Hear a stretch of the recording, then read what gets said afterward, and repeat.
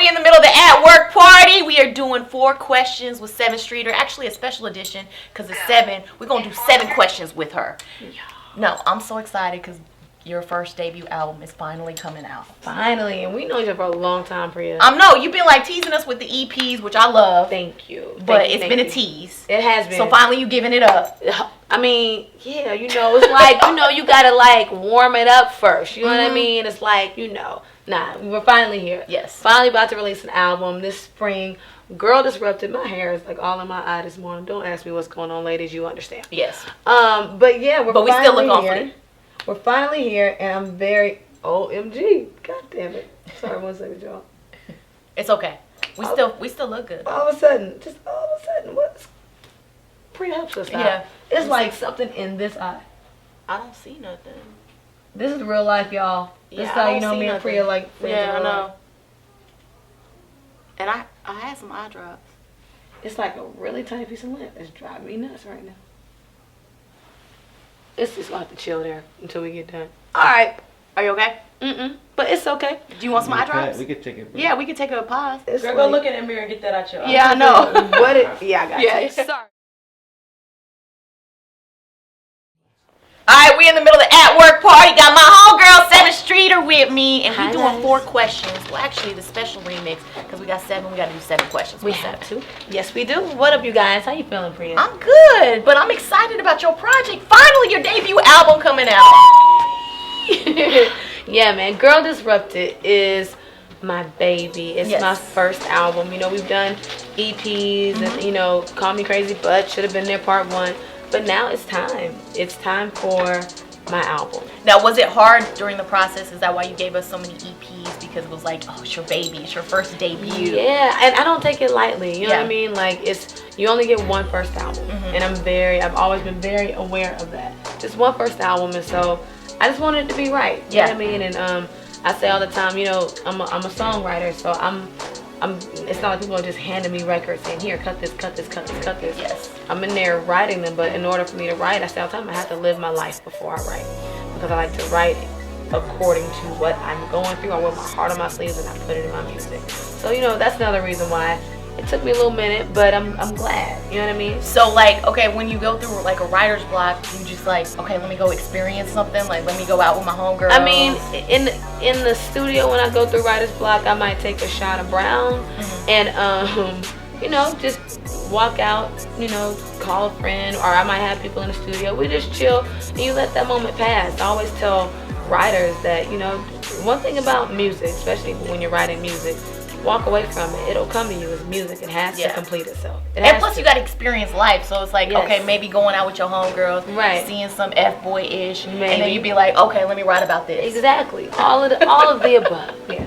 Now, speaking of, okay, so if people are dating in 2017, what are some signs they can look for when they're dealing with the F-boy? Well, I have 3 C's. Okay. Courtship, communication, and consistency. All right. Those 3 things are very important to me. If somebody is into you, it won't be hard. You don't have to demand those things. You know what I mean? They will court you. And I know people don't believe in courting or dating these days, but I do.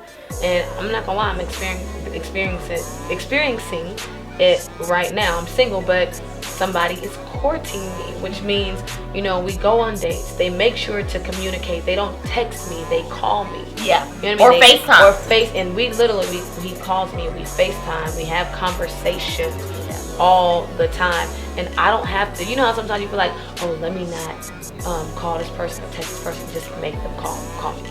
I don't have to do them tricks to make him reach out and call me or FaceTime me. He does that because he wants to. If people want to get to know you and they're genuinely interested, they will do it. Yeah, you shouldn't have to chase it. You don't have to chase it, man. That's another C. Priya, You don't have to chase it. So you don't have to chase a courtship. You don't have to chase conversation. You know what I mean? And you don't have to chase consistency. You don't have to find ways to make somebody continue to be into you.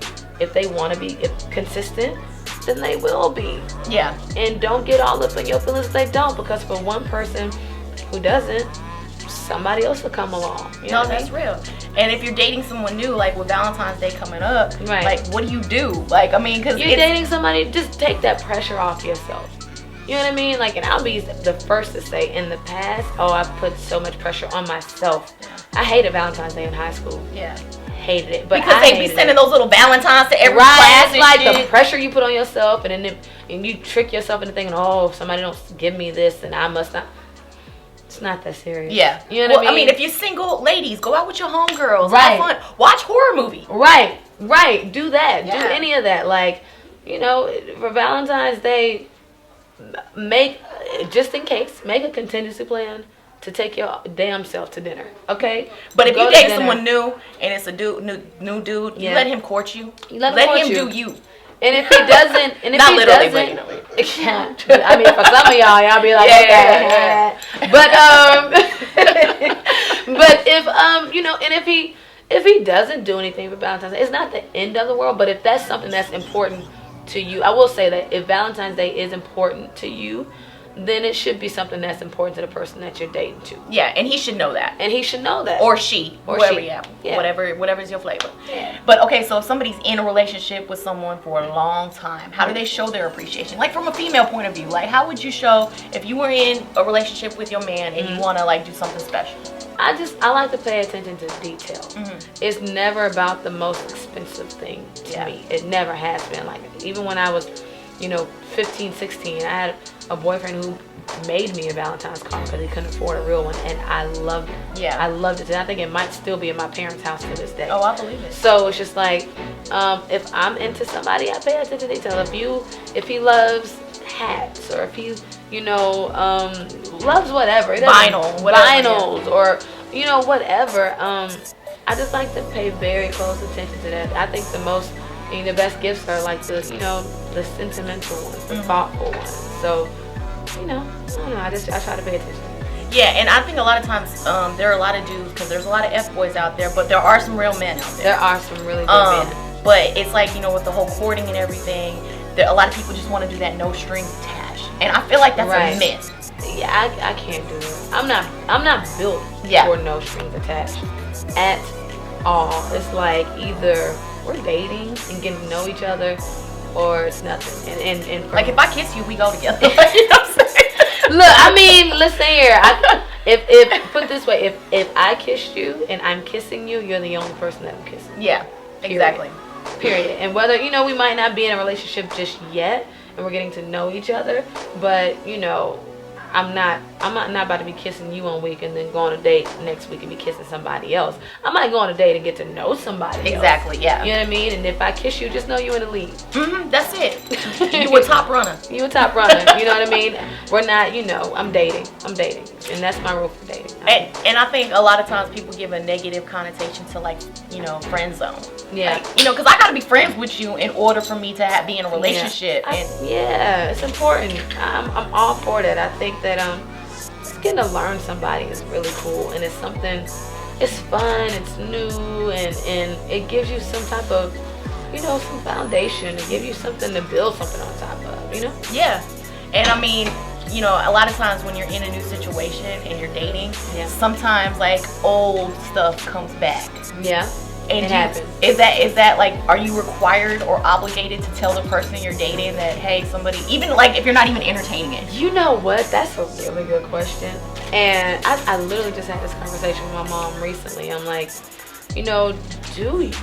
how do you go about that? Like, my parents been together 30-some years, so me and my mom have a lot of relationship dating type of conversations, and we were having this conversation too. It's like, when do you tell somebody that you're dating? Yeah. Or tell other people when you're dating somebody new, like I guess maybe if it's like an ex that's around or something. When do you let the other people know, okay, I'm kind of dating somebody, and it's kind of, it's kind of serious. I think that for me, I feel like, because you don't want to look stupid. I have to have where you like, oh, I'm dating somebody, and then they stop talking to you next week. I won't have that conversation. I won't have that conversation with my roster. Yeah. Until I've had that conversation with the person that I feel like, okay, we're dating, and I know, I've been on a couple of dates, but I really like him the most. I'm not gonna have a conversation with them until me and him have had a conversation. Yeah. Because you can't mess up your roster. That's what you can't do. Yeah, you can't. You gotta keep especially that roster intact. especially your favorite. You can't like you don't want to hurt his feelings, and then he'd be like, oh, it's too many people trying to get at that. Like, listen, nah. I'm talking about I'm not trying to let go of my roster and let them go on out there into the world, and I ain't solidified where I'm about to be, because if something falls through it where I think I want to be, and then I let my roster go, then I'm gonna be single out here. I mean, I'm gonna be out here by myself, lonesome. No, I'm not doing that. So I'll do it. I'll have that conversation with my roster once I've had a conversation with the person that I'm like, okay, I really like this person. Well, speaking of, do you think people can still be loyal in 2017? Because, like, I do. with the glorification of side chicks and... Yeah, I think they can. I think it's all about the type of person that you choose to date, or, you know what I mean? And the timing. And the timing, like, and too, I do believe, and I had this conversation too. Me and, what was I talking to this about? I was talking to Kay. Mm-hmm. Me and Kay Michelle were talking recently. Mm-hmm. And we were having a conversation about this guy, and we were saying, we both know how he was in other situations, but our conversation was basically like, a man, the way that he may have dealt with an ex or somebody before you, he may not deal with you the same exact way. He may have changed. You know what I mean? Like, but I think that goes for men and women. You can't, just because somebody wasn't loyal to their ex or loyal to the person they dated before you, doesn't mean that they don't have the ability to be loyal to you and do right by you.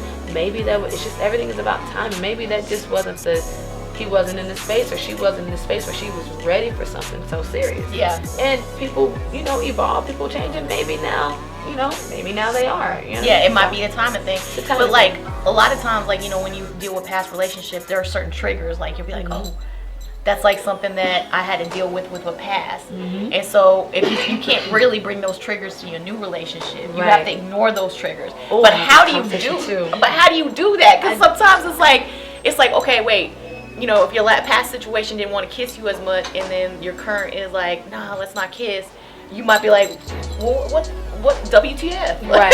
It's so funny. I had this conversation. I always had this conversation with my manager.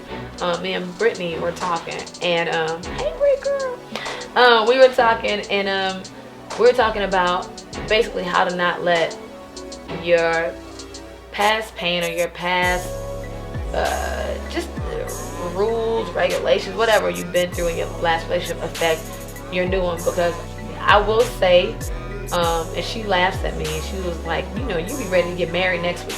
Yes. You know, but I'd rather be that way than to be bitter from all of the BS that I've been through in the past. I can't live my life like that. Yeah. You know what I mean? If you allow every past pain to just, stay on you, and then you go to your next situation, and then that ends up being a not so great situation, and you allow that pain or that weight to stay on you, by the time you get to the person that God has sent for you, you'll be so heavy and so bitter and cynical, and you're not being fair to that situation, and you're not giving that. It ain't their fault that you dealt with some BS in the past. What if they really want to be good to you? Yeah. So the way that I look at it, I'm just like, I'd rather go into every new situation, I won't say with my eyes wide shut, because I don't want to go in with blind. I learned from my situation in the past, but I don't want to go in with them too open, like, oh my God, what are you doing? Overanalyzing everything. But just, I want to give my new situations, a fair shot. Because it's not, I don't think you should carry that stuff. Don't be bitter and carry that bitterness into your new situation. Because it's never going to result into anything good. It's not. You got to be open to love. You got to be open to it. And, 'tis a season for love. And I appreciate Sevyn Streeter stopping by the At Work party to answer my 7 questions. Yes. I know they were a little bit deep and difficult. Nah, I love it. Listen here, my whole album is about all of this stuff. Like, literally, Girl Disrupted is about, all of my EPs and my projects about life, love, relationships, all that stuff we go through. And Girl Disrupted is no different. It's just, it's on a deeper level, and it really, it changed me in a way. It made me really look at myself. I changed things within myself just from listening to this album. Wow. So, these conversations are like, it's right up my alley. And when you hear my album, literally all 7 of her questions, right? Yeah. All 7 of your questions, all these conversations are on Girl Disrupted in one form or another. I love it. Yeah, so when you get it, listen, here's going to be your therapy. So Get we it have to a Girl release Disrupted this spring. The spring. Okay. This spring. Album will be out this spring. Girl Disrupted, man. Sevyn Yes. Streeter stopping by. Yes. Got nothing but love for my homegirl, man. Wish you nothing but the best. And I mean, she getting checks, songwriting checks.